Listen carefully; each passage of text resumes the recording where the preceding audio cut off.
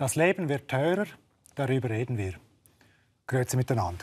Let's talk. Philipp Frey, Sie sind Geschäftsführer der Budgetberatung Schweiz. Was nehmen Sie wahr?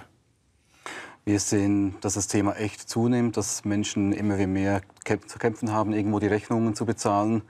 Sehen, dass weniger Geld da ist, dass man sparen könnte, dass man zurückstellen könnte. Das löst Stress aus, das gibt Probleme und uns Arbeit. Emanuela Chiapparini, Sie forschen und dozieren seit vielen Jahren zum Thema Armut. Wie ist die Entwicklung? Also man hat von den Statistiken sieht man eine Tendenz, die gegen 10% hinaufgeht von Personen, die unter der sozialen Existenzminimumsgrenze leben. Das sind Personen, die eine Familie oder ein Haushalt, das 2 Kinder hat, die unter 14 sind, erhalten 3.900 Franken. Eine Einzelperson sind es etwa 2.200 pro Monat und die müssen ihren Lebensunterhalt mit diesem Geld bestreiten. Und zwar in der Schweiz. Und das ist eben wichtig, dass sie auch sozial integriert sind. Und das wird sehr knapp. Und das sind jetzt die armutsbetroffenen Personen. Viele Kantone orientieren sich an diesen Richtlinien, die auch die SKOS gibt, dass diese Höhe auch eingehalten also wird. Diese 3.900 Franken, das sagt die Schweiz, ab drunter ist man arm als Familie mit 2 Kinder unter 14 Jahre. Und das ist jetzt eine Gruppe und diese Gruppe, das sind viele Leute, das sind 720.000 Personen in der Schweiz, die in der Schweiz leben. Dann gibt es aber noch eine viel größere Gruppe, das ist jede erste Person, die ist in einem Risikobereich, armutsbetroffen zu werden. Also die ist ein bisschen über diese Grenze. Manchmal sind es auch Leute, die mehrere Arbeitsjobs haben. Aber sie haben eben kein Vermögen, sie haben keine Sicherheit. Also wenn irgendeine Rechnung kommt von in einem Monat, Ende Monat 2.500 Franken, dann kommen sie in die Enge oder sie heizen nicht richtig oder die Wohnverhältnisse sind schlecht. Sie gehen nicht in die Ferien, also sie können sich nicht eine Woche Ferien leisten außerhalb des eigenen Hauses und verzichten auch zu Gesundheit, also auf Gesundheit, auf Arztbesuche. Also es sind Menschen, die auf der Straße, wir begegnen sie, wir wissen nicht, dass sie armutsbetroffen sind, aber sie leben unter Zwängen. Wir leben in einer Phase der Teuerung. Hat sich das speziell akzentuiert, auch in der Budgetberatung? Das ist ein Trend, den wir schon lange beobachten. Wir schrauben jedes Mal die Budgets nach oben, es wird teurer. Was wir schon merken, ist, dass die Betroffenheit jetzt zunimmt. Wir haben mehr Anfragen, die Leute sind emotionaler dabei, sind betroffener davon und sind irgendwo auch gestresster davon. Das merken wir echt jetzt so in den letzten 2-3 Jahren. Ich kann das mit Grafiken unterstützen. Wir sehen hier, die Reallöhne haben in den letzten 2 Jahren deutlich abgenommen. Reallöhne sind jene Löhne, wo bereits ein Teuerungsausgleich erfolgt ist. Und hier sehen wir Folgendes. In Blau die Sockelkosten wie Fix- und Haushaltskosten. Die kann man kaum verändern und die steigen. In den Rottönen ist das frei verfügbare Einkommen dargestellt, Sackgeld und was zum Sparen bleibt. Über die letzten 30 Jahre ist dieser Teil deutlich kleiner geworden. Philipp Frey, das sind jetzt die Minimalbudgets. Wie geht es aber dem durchschnittlichen Haushalt in der Schweiz? Wie geht es dem Mittelstand? Genau, wir merken, dass es nicht nur Menschen sind, die jetzt wirklich am unteren Ende der Einkommensskala sind, sondern dass es bis weit in die Mitte der Gesellschaft reinreicht, dass man Familien hat, Einzelpersonen hat, die noch vor 2-3 Jahren unbeschwert leben, planen konnten und die jetzt plötzlich sich Gedanken machen müssen, kann ich mir ein Auto noch leisten, kann ich mir Urlaub noch leisten? Und das sind neue Themen für diese Menschen, das löst einiges aus an Unsicherheiten. Und dann auch die Unsicherheit, wie gehe ich jetzt um, wenn ich kein Geld mehr sparen kann, mit höheren Rechnungen, mit einem neuen Auto, das ich vielleicht kaufen muss, mit Hypotheken, Verpflichtungen, die ich habe.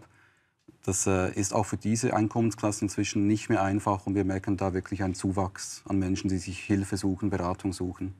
Das wäre dann eben diese Schicht, wo Sie sagen, das ist diese Gruppe, die Risikogruppe, die in die Armut zu fallen droht. Ja.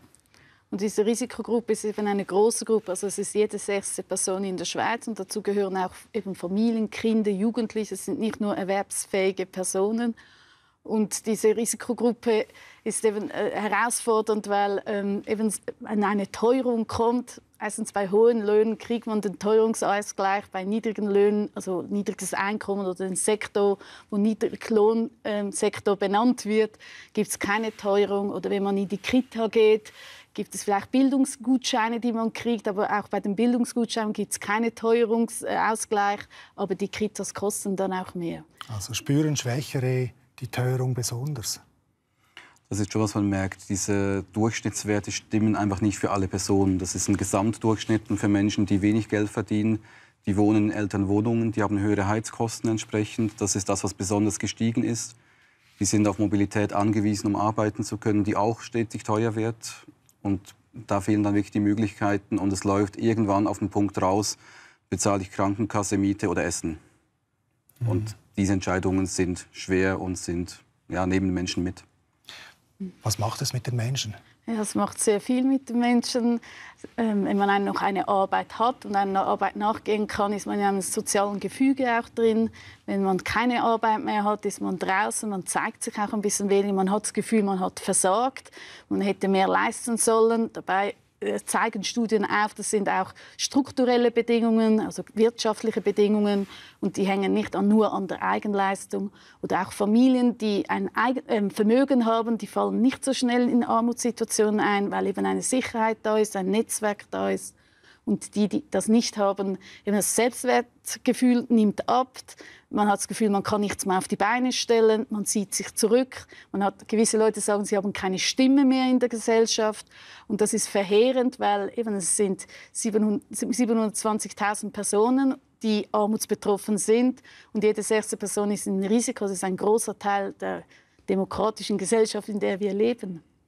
Es ist ja wirklich so, sie sind nicht sichtbar. Und wenn ich mich jetzt frage, was sind das für Menschen, ich wüsste nicht, wer es alles ist. Was sind es für Menschen, die armutsbetroffen sind, die Schulden haben? Ich glaube, das ist das Klischee, das Bild, was wir im Kopf haben von Menschen, die Schulden haben. Das sind selten positive Assoziationen dabei. Das sind Menschen, die aus Sicht der Gesellschaft irgendwie versagt haben, auch selber das Gefühl haben, sie hätten versagt. Und dabei sind es Menschen aus allen Schichten der Gesellschaft, die meistens eher aus Schicksalsschlägen in Schulden reinkommen als aus Eigenverschulden, sei es Trennung, Krankheit, Jobverlust, wo kein Mensch irgendwas dafür kann und wo das beste, solideste, gewissenhaftest geführteste Budget halt aus dem Fugen gerät, wenn da plötzlich weniger Geld da ist. Armut kann also alle treffen. Ich habe mit Katharina Diethelm gesprochen. Ihr Mann hat eine schwere Operation gehabt, sie selbst ein Burnout. Und so geriet das gut aufgestellte Schweizer Ehepaar in eine sehr prekäre Lage. Es ergriff die Flucht nach Costa Rica. Kathi Diethelm hat mir davon erzählt. Wir haben wirklich schwer durch müssen vorher in der Schweiz, so dass uns richtig der Lebenswille geknickt hat. Aber von dem Moment an, wo wir den Entschluss gefasst haben, was können wir machen, wir gehen, ist es eigentlich nur noch drauf gegangen und wir müssen jetzt sagen, eigentlich haben wir da bis jetzt die letzten 5 Jahre, wo wir da sind, die besten Jahre von unserem Leben verbracht und es richtig können geniessen. Sozialhilfe haben wir schon mal ein Jahr lang und ist für uns sehr erniedrigend gewesen. Also wie man mit den Leuten umgeht, ist nicht sehr schön. Und das ist für uns einfach keine Aussicht gewesen, so das Leben zu Ende zu führen, weil im Alter wird ja das nicht besser. Wenn ich dann auch 65 bin, habe ich auch nur eine halbe Rente, weil ich verheiratet bin. Das wäre also einfach ein Kampf ohne Ende geworden. Und dann haben wir uns gesagt, du lieber jetzt den Stress auf uns nehmen und weg und ein neues Leben aufbauen, wo wir mit dem Geld unabhängig durchkommen. Wir sind also einfach pensioniert und geniessen das Leben in dem Sinn. Also wir haben keine Zusatzeinkommen. Es ist einfach so, dass wir jetzt mit dem Budget, das wir haben, fürs Laufende inklusive Gärtner gut durchkommen. Wenn aber natürlich zusätzliche Sachen sind, auch die Sachen, die wir da noch gebäudemässig gemacht haben, das kommt alles aus der Reserve, die wir noch haben vom Verkauf vom Haus. Wir sind sehr, sehr lieb aufgenommen worden von den Einheimischen. Wir sind natürlich auch sehr mit offenen Armen auf sie zugegangen. Und im Moment ist das für uns, eben zum Beispiel mit dem Gärtner und seiner Familie, das ist eine Win-Win-Situation. Und wir geniessen es sehr. Also, selbst wenn wir jetzt mehr Einkommen hätten, also wir würden nicht mehr zurück in die Schweiz. Ja, das ist eine eindrückliche Flucht aus der Armut, eine gut gelungene auch. Das Ehepaar Diethelm spiegelt übrigens einen Trend in der Auslandschweizer Statistik. Immer mehr Pensionäre zieht es in Länder, wo es sich günstiger leben lässt als in der Schweiz. Beliebt sind die Philippinen, ist auch Thailand. Da wächst der Anteil der Schweizerinnen und Schweizer, die die Rente dort verbringen möchten. Das sind jedes Jahr etwa 10%, wo da mehr dazukommen. Philipp Frey, dieses Beispiel zeigt aber auch, in Würde zu altern in der Schweiz mit wenig Geld, das ist gar nicht so einfach. Das ist so und es wird tendenziell immer schwieriger. Also Altersvorsorge ist nicht mehr so einfach. Man müsste mehr privat machen können, was ohne Reserven, ohne überschüssiges Geld nicht möglich ist. Und das ist immer das Problem, das jetzt kommt, dass immer mehr Menschen zwar selber vorsorgen müssten, aber schlicht die Möglichkeit gar nicht haben, irgendwie noch da was zu machen. Emanuela Chiapparini, was heißt eigentlich Armut für die Gesellschaft, jetzt nicht fürs Individuum? Gibt es da ökonomische Betrachtung, Gesamtbetrachtung? Ja. Können Sie was sagen dazu? Also man kann sagen, wenn jemand armutsbetroffen ist, steigt auch die Krankheit. Also man ist krankheitsfälliger. Und das steigt einfach. Und das sind auch Krankheitskosten, die längerfristig vorhanden sind. Dann zeigt sich auch, solange man noch Präventionsarbeit macht, also dass man schaut, dass die Kinder eben in die Kita gehen oder dass man Freizeitangebote macht, dass man Arbeitsplätze schafft, wo man noch in der Struktur ist, da gibt man viel weniger Geld aus als später, wenn es dann irgendwie ein Klinikaufenthalt nötig ist, wenn andere Unterstützungen nötig sind. Also es ist eine Frage der Kosten, aber ich finde, es ist auch eine Frage des Wertes einer Gesellschaft, dass wir sagen, eben, wir haben eine direkte Demokratie. Wir möchten gerne, dass alle sich beteiligen können, auch Armutsbetroffene. Und die eben ziehen sich zwar zurück, haben auch ein Label, dass eben sie vielleicht eben faul sind oder nicht richtig arbeiten können. Aber oft sind es eben strukturelle Bedingungen, die wirtschaftlich oder auch politisch gegeben sind, wo sie gar keine Spielräume haben, etwas zu ändern.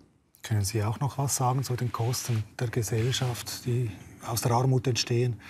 Also wir sind wie beide Aspekte. So das Individuelle, was heißt es für den einzelnen Menschen? Das sind Schicksale, die da dahinter stehen, die bewegend sind, die schwierig sind, die uns auch beschäftigen. Und andererseits natürlich die Gesamtkosten. Verschuldung kostet Geld für die Gesellschaft, für das Individuum. Kosten, die man definitiv besser einsetzen könnte als in dem System. Mhm. Wir reden darüber, weil Teuerung ist, aber woher kommt diese Teuerung überhaupt? Und dann ausgerechnet im Wahljahr 2023, das habe ich Swissinfo Geldexperte Fabio Canetsch gefragt, ein Kollege von mir. Hier ist seine Antwort. Es ist ausgerechnet jetzt Teuerung, weil wir die Pandemie hatten. Die hat die Lieferketten durcheinander gebracht. Das hat es teurer gemacht, Güter in die Schweiz zu bringen. Und zusätzlich der russische Angriffskrieg in der Ukraine, der hat Energie teurer gemacht und dadurch auch die Lebensmittel. Die Schweiz steht sehr gut da im internationalen Vergleich. In der Eurozone und in den USA ist die Inflation gegen 10% gestiegen. In der Schweiz war der Höhepunkt bei nur 3,5%. Wir sind eine Insel der Seligen. Eine Insel der Seligen, stimmt das? Ja, es stimmt nicht für alle. Also wenn man ein Vermögen hat oder ein größeres Einkommen hat, kann man ja sagen. Aber wenn man zu dieser Risikogruppe gehört oder zu den Armutsbetroffenen gehört, eben nicht, weil eine Teuerung verhältnismäßig viel einschlägiger ist für diese Personengruppe als für jemand, der eben bereits genug Geld zum Leben hat. Aber es ist ja schon so, es ist auch ein bisschen seltsam in der Schweiz, in der reichen Schweiz, über Armut zu reden. Wie kommt Ihnen das vor? Es ist Ihr Alltag?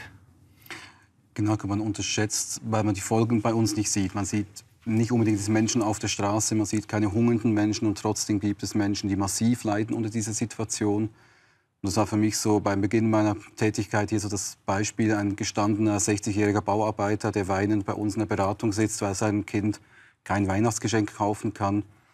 Das sind Einzelschicksale und wenn Menschen überlegen müssen, esse ich jetzt noch gesund oder kaufe ich meinem Kind ein Geschenk, dann zeugt das davon, dass Probleme da sind, auch in der reichen Schweiz. Sie sagen, das Leiden ist eigentlich genau dasselbe, ob ich jetzt auf einer Kartonschachtel übernachte oder ob ich meinem Kind den Geburtstag nicht bezahlen kann. Es ist schwierig, wenn man Leiden dann irgendwo in Verhältnis setzen will. Ich habe in Entwicklungsgebieten gearbeitet, ich kenne die andere Armut durchaus auch. Und trotzdem merke ich, dass Menschen hier genauso darunter leiden, genauso seelische Folgeschäden davon haben, genauso zu kämpfen haben damit wie Menschen in stärker armutsbetroffenen Ländern oder anders armutsbetroffenen Ländern. Die Stigmatisierung ist ja bei uns ausgeprägt. Also wir verbannen Armut eigentlich aus unseren Blickwinkeln. Warum? Ja, vielleicht aus Ohnmachtsgefühl, weil man nicht weiß, was machen, weil es ist wirklich eine komplexe Angelegenheit. Es ist nicht nur eben Geld zu geben, sondern es ist ein ganzes Gefüge. Also es hat verschiedene Dimensionen, eine soziale Dimension, man braucht ein Netzwerk, man braucht eben Gesundheit, also eine stabile Gesundheit, dass das auch sich ändern kann.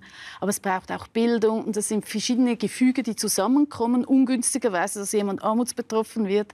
Und wenn man etwas dagegen machen möchte, braucht es eben wieder auch so ein komplex und integrales Vorgehen. Und deswegen ist es ganz wichtig, dass verschiedene Akteure mitwirken. Also nicht nur die Betroffenen, sondern auf verschiedenen Ebenen da gehandelt wird. Also dass man dieses soziales Engagement auf einer wirtschaftlichen Ebene, politischer Ebene, aber auch in der Zivilgesellschaft wahrnimmt. Wir kommen noch zu Lösungsansätzen. Doch nochmals bei der Schweiz zu bleiben. Wir sprechen auch nicht gerne über Geld. Hat das etwas damit zu tun? Das ist sicher so. Die Budgetberatung wurde vor 60 Jahren gegründet, weil Geld ein Tabuthema war. Und es hat sich, um ehrlich zu sein, in den 60 Jahren nicht so viel geändert. Nach wie vor spricht man nicht über Geld, noch weniger über Armut oder über Schulden. Also das ist schon ein Thema, kommt man ja selber, wer in seinem Umfeld spricht über Schulden, spricht über, hey, ich kann heute nicht mitkommen ins Kino, weil ich habe das Geld nicht. Das fällt uns schwer. Haben Sie eine Idee, woher das kommen könnte? Es ist schon spannend, dass es in der Schweiz immer war und dass immer die Korrelation war zwischen Erfolg und Geld zu haben. Statussymbole sind immer geldbezogen. Autos, Häuser, Kleider, weggehen können, ins Restaurant gehen können. Das ist irgendwo drin in der Gesellschaft, dass Status Geld kostet. Und habe ich kein Geld, habe ich auch keinen Status. Und die Arbeitsethik vielleicht der Schweiz spielt ja auch eine Rolle? Man merkt, dass die Schweiz natürlich sehr kalvinistisch geprägt ist, ob uns das noch bewusst ist oder nicht. Aber so dieser Ethos von Arbeit und Erfolg, der ist da. Und da kommen wir offensichtlich nicht davon los. Wir sind ein Bankenland, das baut auf Hypotheken. Auf Besitz auch, aber auf Schulden machen. Spielt das eine Rolle? Es kann auch eine Rolle spielen, dass eben Schulden da sind. Das sind eben wieder diese ungünstigen Rahmenbedingungen, wenn Schulden da ist, die können schwer abgebaut werden. Ich finde auch positiv gewendet, wenn eben jemand Vermögen hat, kommt man gar nicht in so eine Situation, weil man abgesichert ist. Und ich finde das wegen kalvinistischen Haltung finde ich richtig. Also richtig, dass es herumschwirrt, dieses Bild.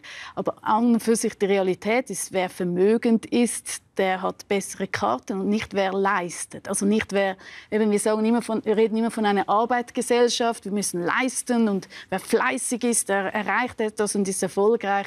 Aber die Zahlen zeigen etwas anderes. Wer vermögend ist, ist erfolgreich und dort muss nicht so viel geleistet werden. Und da gibt es eine Diskrepanz. Das Privileg der Geburt. Der Geburt und gleichzeitig muss man sagen, wir sind ein reiches Land, wir haben viele Möglichkeiten, Bildungsmöglichkeiten und deswegen ist diese Diskrepanz noch ein bisschen erstaunlicher als eben vielleicht in anderen Ländern, weil diese Möglichkeiten in der Schweiz ja gegeben sind. Also man kann Ausbildungen machen, man kann eben Unterstützungen holen und dort gibt es eben auch, wie sagen, so einen Gap, weshalb holt man diese Unterstützungen nicht. Und ich glaube, dort spielt wieder diese kalvinistische Haltung, dass man es eben selber hinkriegt und nicht keine Unterstützung braucht und keine Stigmatisierung haben möchte. Aber man kann schon sagen, in einem Land, das so funktioniert, ist das Stigma umso schmerzender eigentlich. Das sicher, und das merkt man bei uns zum Beispiel, wenn Menschen anrufen, schon nur den Namen zu sagen, fällt schwer. Wenn ich nachfrage, woher die Person kommt, weil ich dann die nächste Beratungsstelle suchen möchte, da ist immer so ein Zögern in der Stimme. Also es fällt schwer, Hilfe zu holen, definitiv.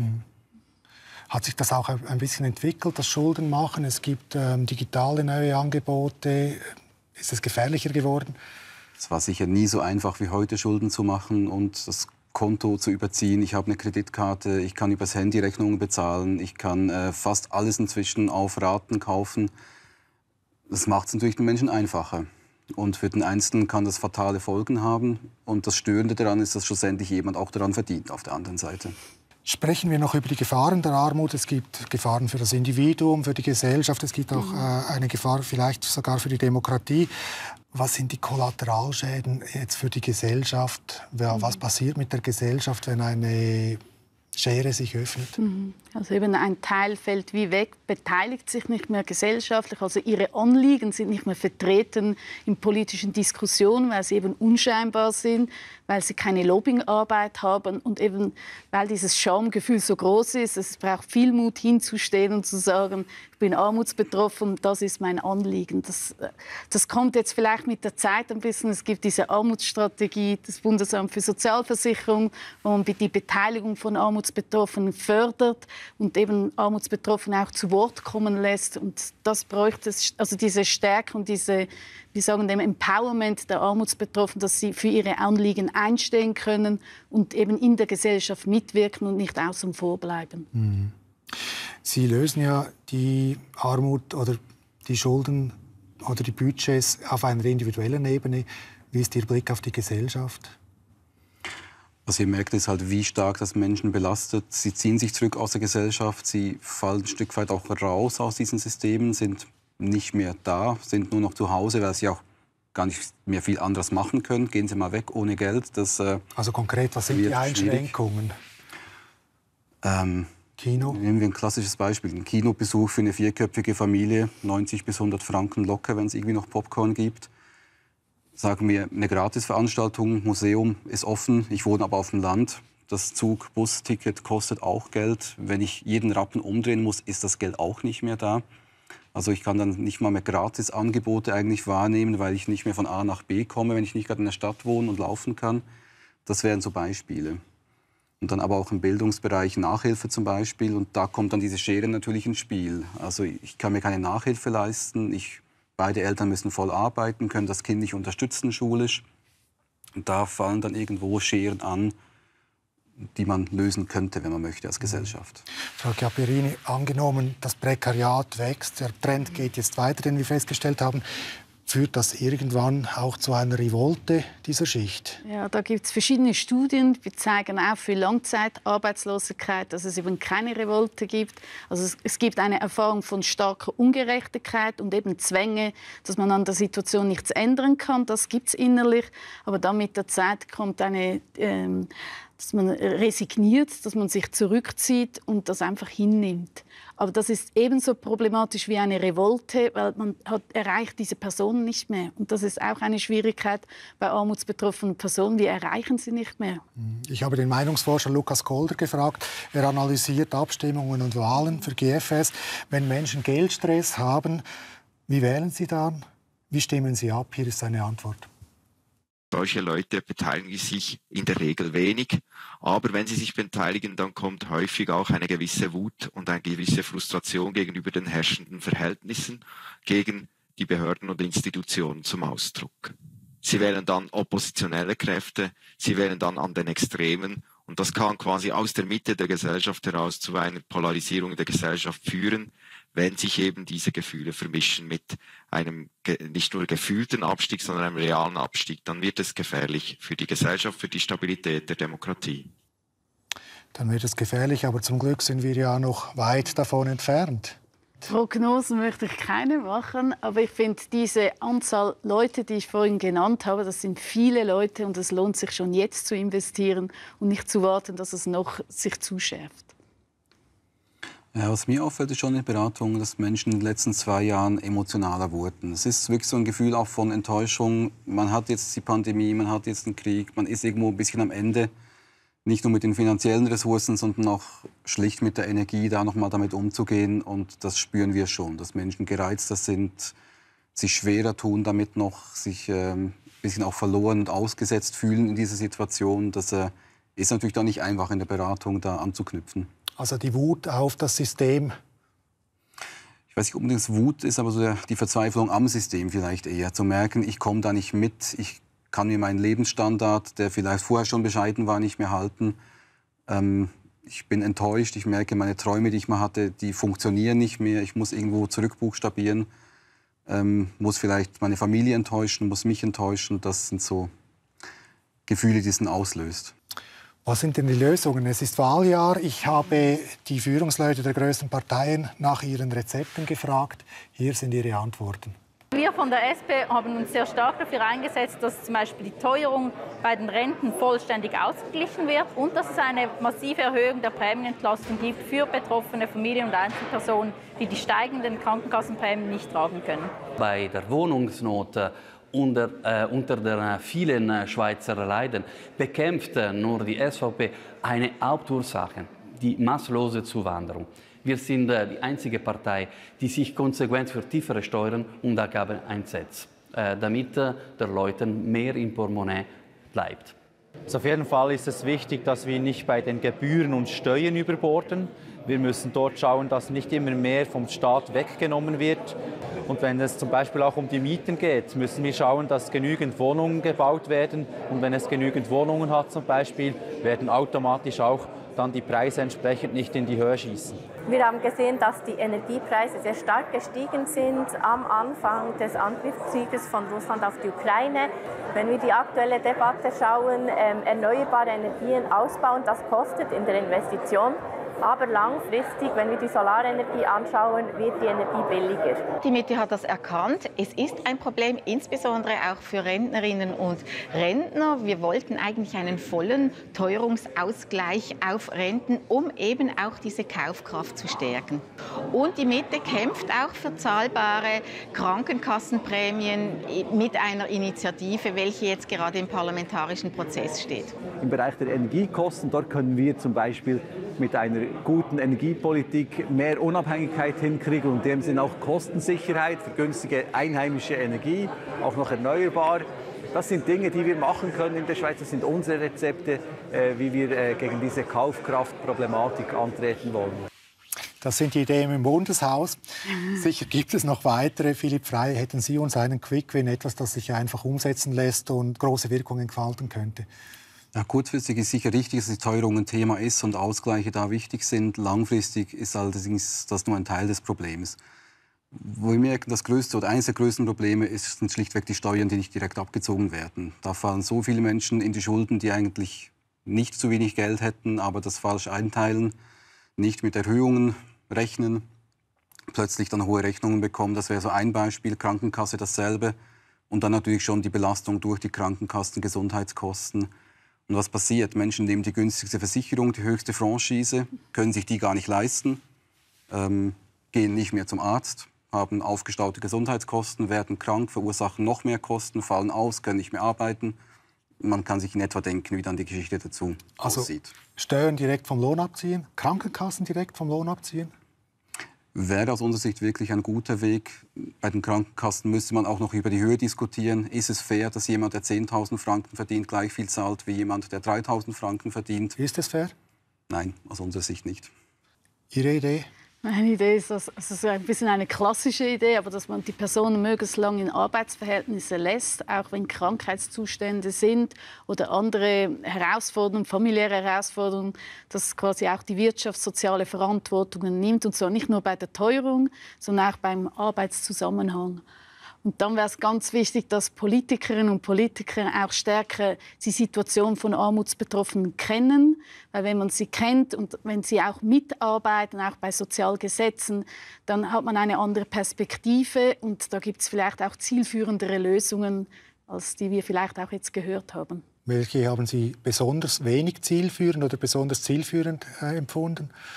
Also ich fand besonders wenig zielführend ist die ökologische Seite, weil das ist so weit weg von der Situation von armutsbetroffenen Personen. Die brauchen eben ein Haus, die brauchen eine Arbeit, und das andere, das kommt vielleicht längerfristig irgendwann auch, und man muss sich auch ökologisch einsetzen, aber sie brauchen unmittelbare Unterstützung. Haben Sie auf eine Lösung speziell reagiert? Mehr so auf das Gesamtkonzept, dass halt Armut doch oft sehr politisch dann instrumentalisiert wird, dass politische Lösungen irgendwie auf dem Rücken dieser Menschen ausgetragen werden. Ich finde auch, dass man wüsste seit Jahren eigentlich, was man machen müsste. Es gäbe Rezepte, die erprobt sind, die man umsetzen könnte, und das wurde nicht gemacht. Konkret? Dinge, die schon genannt sind, Direktabzug zum Beispiel, Krankenkassen fairer ausgleichen, im ganzen Kreditbereich besser hinschauen, härter durchgreifen. Das wären einfache Möglichkeiten, die man umsetzen könnte, die direkter helfen würden als das andere vermutlich. noch eine Lösung? Ja, etwas, was mich eben erstaunt hat, ist auch die ganze Debatte über die Pensionskasse, dass die nicht genannt wurde. Das ist auch ein Thema, das man schon lange weiß, dass Frauen, die eben Betreuungsverantwortung übernehmen, lange weg von der Arbeit sind, einen großen Nachteil haben, später auch mit der Pensionskasse. Und dass man da nichts Unmittelbares unternimmt, das finde ich sehr erstaunlich. Die Altersvorsorge ist ein ungelöstes Problem in der Schweiz. Das kommt noch auf uns zu. Das war's von Let's Talk, unsere Ausgabe zur Armut und Teuerung in der reichen Schweiz. Emanuela Chiapparini, vielen Dank. Philipp Frey, vielen Dank, dass Sie da waren. Wenn Ihnen diese Sendung gefallen hat, teilen Sie es Ihren Freunden mit oder Ihren Followern und kommen Sie wieder. Auf Wiedersehen. Und die Fußnote, die kommt aus dem Archiv. Teuerung ist nichts Neues. Sie kommt und sie geht zum Glück auch wieder. Vor 60 Jahren berichtete das Schweizer Fernsehen so. Die Geschichte vom schönen, runden, silbrigen Schweizer Franken dunkt einem traurig. In 24 Jahren ist ihm nämlich das passiert. Brutal von der Teuerung halbiert. Vor dem Krieg 5 Servila für 1 Franken. Heute